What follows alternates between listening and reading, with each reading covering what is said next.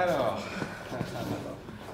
Monsieur Rizzo, cher Claude, chers collègues, chers amis, d'abord je voudrais vous remercier pour votre présence ici et bienvenue aujourd'hui sur le site de Bridge. Donc c'est notre siège social, vous le savez tous, et que je pourrais qualifier pour un petit clin d'œil à Monsieur Rizzo, un siège social historique. C'est vraiment un siège social historique.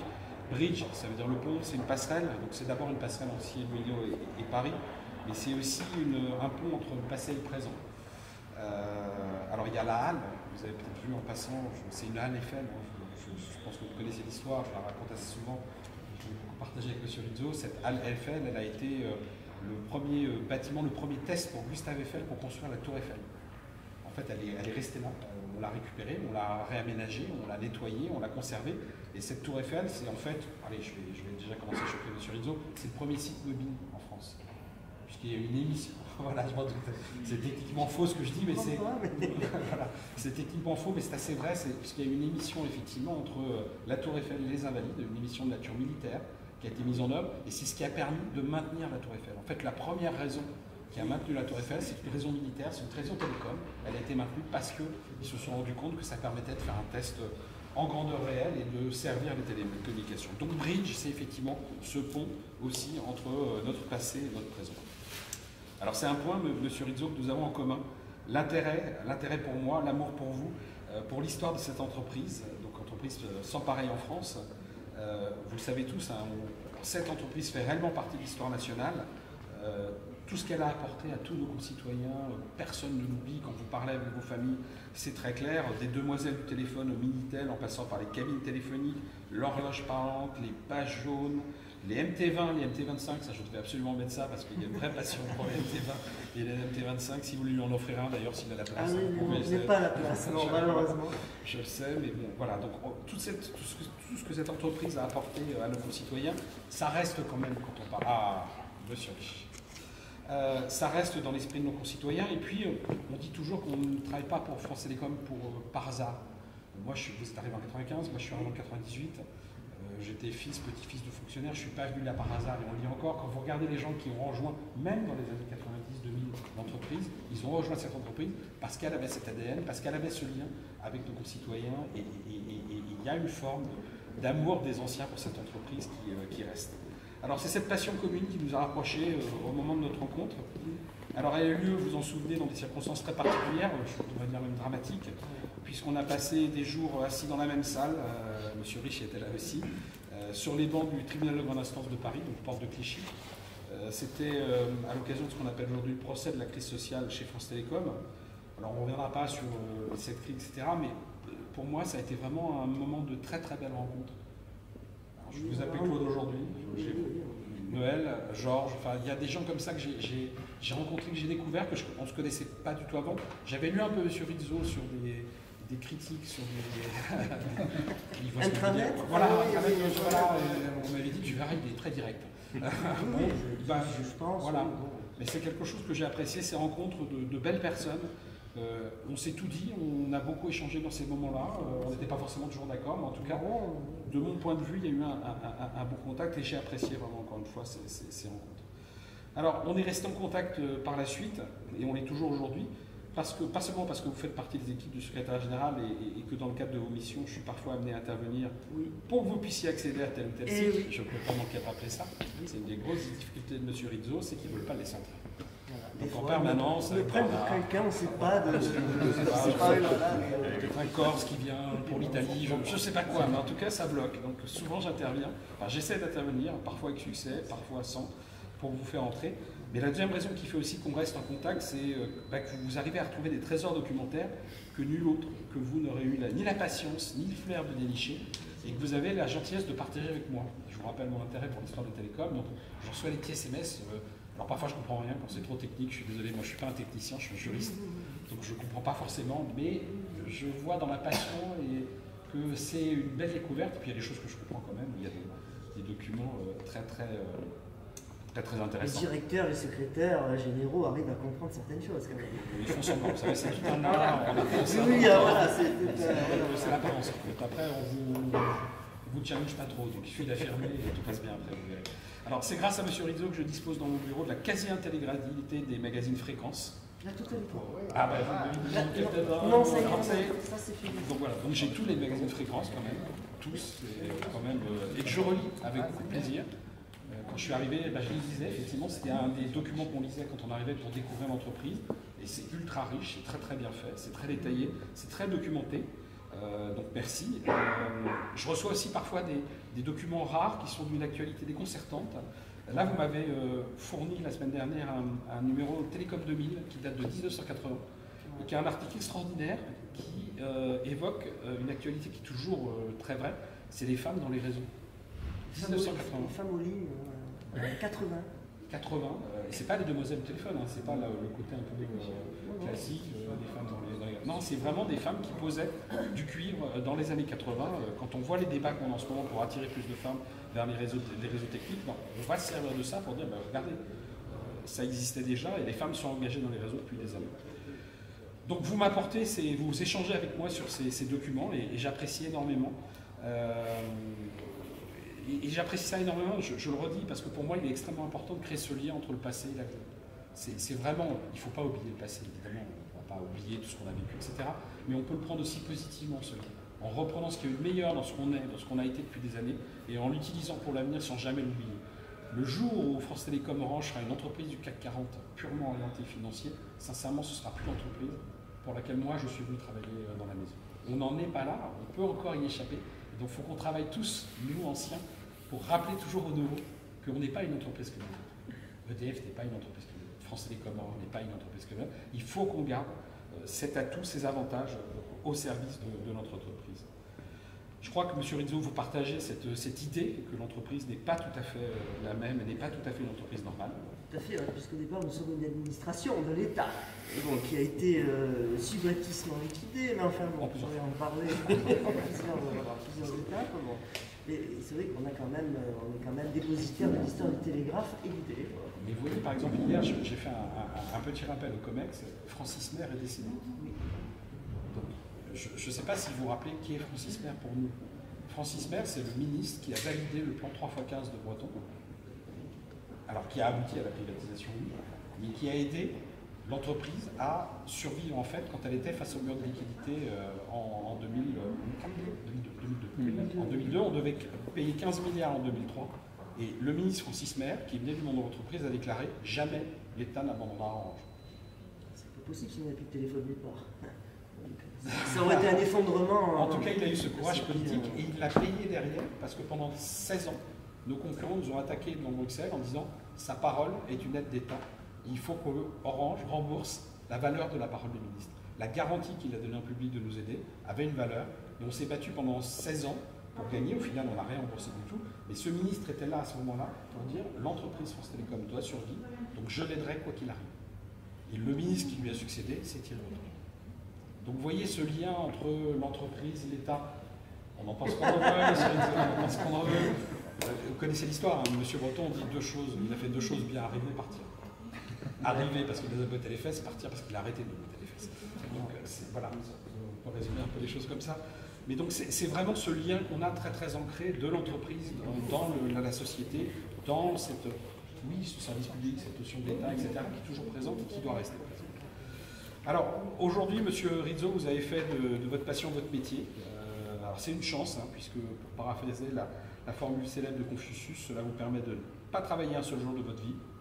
Je pense que le mois dernier, vous aviez le sentiment quand même un petit peu de travailler puis la fatigue, mais bon, on va le dire positivement. Mais bon, avec la Corse. Enfin, ça rattrape tout, puis les fermiers d'hôtel de Corse. C'est autre chose. C'est pourtant bien au titre du travail accompli depuis, si je ne me trompe pas, 27 ans et 7 mois que vous avez rejoint France Télécom. Je n'ai pas vérifié. 29 ans. Ça peut pas faire. 29 ans et 7 ans. 27 ans et 7 mois, je pense que c'est bon. Et donc j'ai le plaisir de vous remettre aujourd'hui cette médaille d'honneur d'argent des postes et de communication. Vous êtes entré sur concours en 1995. Vous avez d'abord eu une longue carrière sur le terrain, dans le domaine des réseaux. Et je sais répartiteur, oui, je ne m'en cache pas, parce que beaucoup de gens ont honte, mais moi j'ai pas honte. Voilà, et je sais que vous en avez, et je sais que vous en êtes particulièrement fiers. Oui, j'ai pas... Et vous avez raison, très clairement. Et puis grâce à vos compétences techniques et à votre grande connaissance du groupe et des métiers et de ses activités, vous avez ensuite entamé une deuxième carrière en tant qu'archiviste historique des télécommunications. En fait, il y a eu une carrière intermédiaire. Voilà. Non, j'ai été GSO, chargé de services aux occupants. Donc, voilà. Mais c'est pas grave, hein. J'ai fait ça pendant 7 ans et demi. Pendant 7 ans et demi. Ça m'a été il est très bien occupé. Ça m'a été utile pour visiter pas mal de centres en plus et commencer à ramasser pas mal de documents d'ailleurs, et j'en avais à l'époque. Pierre pourrait en témoigner. Oui, il me travaille tout le temps, donc je le fais. À l'époque, avant d'intégrer Jean-Luc, je me suis retrouvé avec tellement de trucs que j'ai commencé à donner parce que. Je travaille aussi du groupe, des services de GSO. Voilà, donc à ce poste archiviste, vous avez contribué très largement à l'enrichissement des fonds d'archives historiques et à la préservation du patrimoine du groupe et à la sauvegarde de l'histoire des télécommunications en France. Vous êtes d'ailleurs une référence en France dans ce domaine-là. Cinéastes et autres n'arrêtent pas de vous solliciter pour mettre à disposition vos fonds, vos sites, vos connaissances. Au service de ce métier, vous n'hésitez pas à jouer les Globetrotters et à vous déplacer partout en France, sur tous les sites historiques connus et moins connus du groupe. J'ai découvert des sites grâce à vous, notamment sur Aix-en-Provence, je ne savais pas qu'il y en avait autant, mais bon, pardon. Vous récupérez, préservez les documents, éléments, supports divers qui retracent toutes les étapes et l'histoire riche de nos activités et de leur évolution au fil des décennies. Souvent, ces documents sont en mauvais, voire très mauvais état et menacés de destruction. Vous les récupérez parfois. Non, en général, ils sont en très bon état. Ce que vous récupérez. Oui. Par contre, le fait de les sauver, c'est ça qui fait que. Vous voyez ce que je veux dire? Non, parce que je ne ramène pas de trucs moisis. Hein. Non, c'est pas ce que je veux. C'est son côté. Il faut faire très attention à ce qu'on dit. C'est-à-dire, bon, il y a des choses qu'on retrouve justement impeccables. Très belles choses moisies dans mon bureau, des photos de 1900 moisies. J'avais oublié derrière. Bon, en véritable amateur au sens top du terme, vous appréciez tout particulièrement de visiter les sites le dimanche quand il n'y a personne. Parfois. Là, vous allez avoir de l'eau. Il y a eu des fois quelques nécessités qui ont fait que. Ça, c'est vrai. Et si possible, d'un point de vue situé en hauteur, alors, les SMS le dimanche pour me dire je suis en haut d'un site tout seul et je viens de monter une échelle avec une photo. Ah, ça, c'était Navarin. C'était la veille de mes 50 ans. Je me suis dit, est-ce qu'elle veut de moi ou pas? Oui, elle n'a pas voulu de moi. Donc, je suis toujours ici. Vous vous adressez au secrétaire général du groupe en disant. C'était un Navarin. Quelle belle vue. Ouais. C'était magnifique, Navarin. Pas de Navarin, une Trudel. J'ai hésité à appeler les pompiers, mais bon, voilà, je l'ai pas fait. 49 ans et 364 jours. Enfin bon, effectivement, vous êtes toujours là, donc vous aimez bien effectivement les points hauts. Donc parmi vos très nombreuses actions, je noterai tout spécialement vos reportages photographiques extensifs sur les locaux, les installations, les équipements, les infrastructures techniques historiques du groupe, partout. Depuis 10 mois, vous avez fait 16 139 clichés et 138 reports. C'est ça. Ça, c'est que 10 mois. Voilà, et puis en tout, j'ai compté 422 depuis avril 2021, 422 reportages, et les photos, on doit être à je ne sais pas combien, 50 000 et quelques. Des photos archivées, je ne parle pas de celles que j'ai prises. Ce qui est très rigolo, c'est que parfois il y a des réticences dans le groupe à l'accueillir. Quand on demande à Monaco Télécom ou à SFR de vous accueillir, ils le font tout de suite. Impeccable. Il n'y a aucun souci, aucun problème, aucun débat. Par contre, Bouygues. Ah oui, ça a chopé. Ah d'accord. Je sais pas, c'est un peu de nouvelles.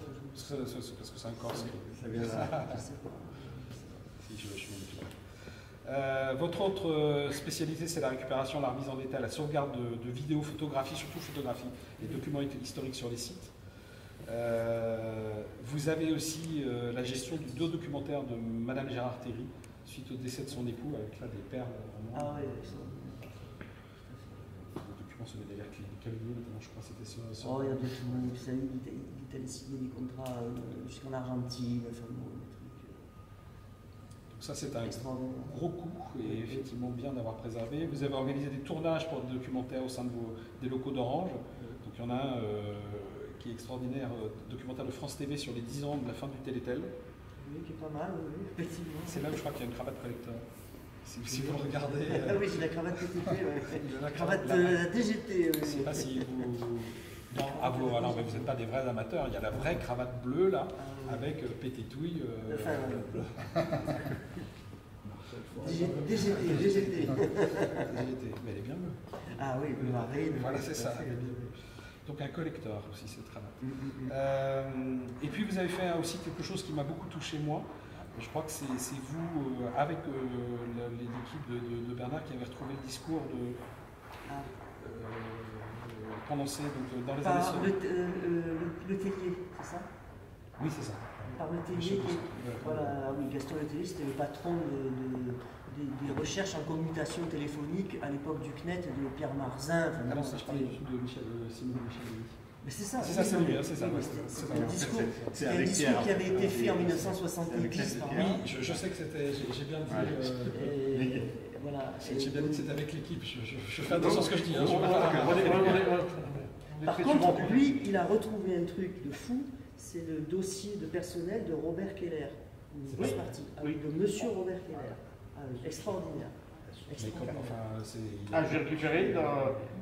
Il a été déporté, lui, il est en déportation. Mais en fait, visiblement, on a une partie. On a fait la copie. Enfin, on va finir la décoration. Moi, j'ai fait les scans, j'ai pas eu le temps de les traiter. Mais j'ai fait les scans. On vous les dira. Ah ouais, ça m'intéresse. Mais je vais vous demander un autre travail.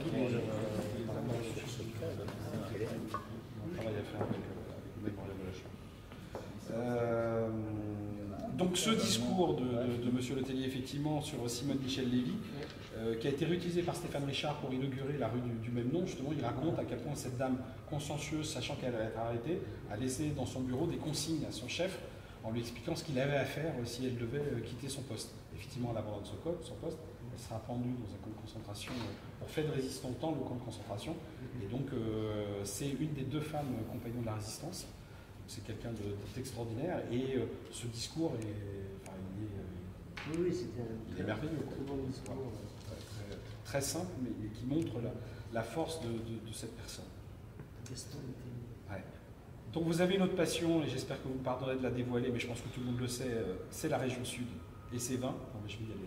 C'est la Corse.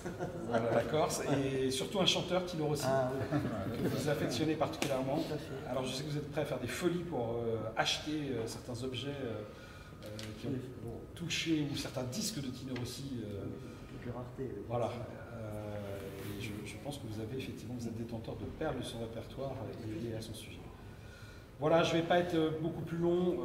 Monsieur Rizzo, cette médaille, elle vient témoigner et reconnaître votre implication personnelle, votre détermination, et ce mot est important pour moi. Détermination, ça c'est vrai qu'il faut être déterminé. Et qui montre aussi, qui récompense votre grand soin, l'attention que vous portez à l'accomplissement de votre mission. J'en suis fier pour vous. Et je vous remercie vraiment, vraiment, vraiment pour tout. Je vous le redis, tout ce que vous avez fait pour nous, pour l'entreprise. J'ai apprécié, je vous ai découvert. Et je vous incite à continuer. Et on va passer à la remise de la médaille, peut-être.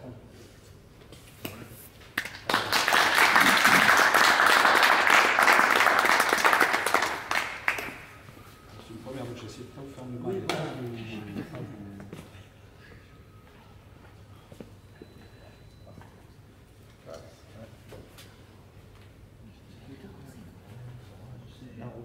Voilà. Je ne pense pas, mais la hier. Merci beaucoup, monsieur. Merci. Écoutez, moi je n'avais pas préparé le discours, j'avais décidé de faire court. C'est Pierre-Marc Franchard, l'ingénieur général, qui m'avait dit de faire court. Alors, vous savez, vous avez déjà dit tellement de choses, j'ai plus grand chose à rajouter sur notre rencontre, etc. Moi, ce que je fais, c'est je travaille pour les gens qui viendront après vous. Voilà. J'ai fait 422 reportages, des collectes d'archives, des dons, des donations. Je fais ce que je peux. On ne peut pas tout sauver. Des fois, j'arrive trop tard. Des fois, d'énormes coups de chance, comme à Saint-Sauveur-sur-Tinée. Je n'oublierai jamais ce centre perdu dans la RPI niçois, avec des archives remontant aux années 30 quand même, avec des trucs signés Marzin, enfin bon, des choses extraordinaires. Voilà. Une fois dans une vie peut-être, peut-être que je ne vais pas faire le coup encore, on ne sait pas. Et je vais essayer de continuer. Alors je compte aussi sur votre appui, parce que vous savez qu'il y a des endroits, pour pénétrer dans certains endroits, c'est compliqué. Il y a des résistances complètement stupides, alors je ne sais pas, bon, la sécurité, machin, je ne sais pas quoi. Enfin, bon. Vous savez, comme je dis toujours, moi j'ai aidé à sauver un centre en 2010, il y a une quinzaine d'années. Bon, je ne me vois pas me transformer en saboteur. Mais voilà, il y a des fois, il y a des résistances complètement stupides. Mais bon, on essaye de passer par-dessus ça et j'essaye de poursuivre ma route, de m'appuyer sur les aides locales aussi, parce qu'il y a aussi des gens qui m'aident en local. Hein. Il n'y a pas que des gens qui me mettent des pots de banane, il y a aussi des gens qui m'aident beaucoup. Et donc on arrive à avancer. Et puis écoutez, je vais tâcher de continuer, de poursuivre tant qu'on le peut, parce que la situation du pays, on ne sait pas comment ça va tourner, la situation même de Orange, on ne sait pas, il peut y avoir des changements, on ne sait pas, ça va tellement vite maintenant que bon, voilà, on va essayer de poursuivre et puis de continuer nos reportages, nos collectes d'archives, de documents. C'est un travail de fourmi.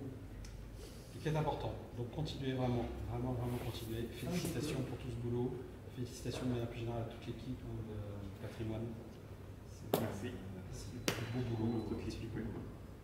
Qui m'appuie derrière aussi, parce que des fois j'appelle. Vous râlez un peu, c'est ça? Non, c'est pas ça, c'est parce qu'on veut savoir si on a déjà tel truc ou pas tel truc. Bon, après, Vous avez sur le téléphone, moi aussi. Y compris les week-ends. Ah ouais. Claude, oui. Non, SMS là. On ne téléphone pas le week-end. aussi à voir. Oui, Ah oui.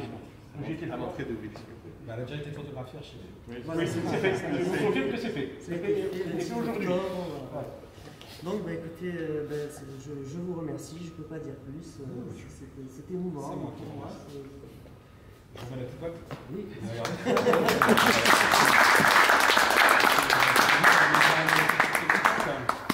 Approchez-vous, pas de moi, parce que voilà, on était.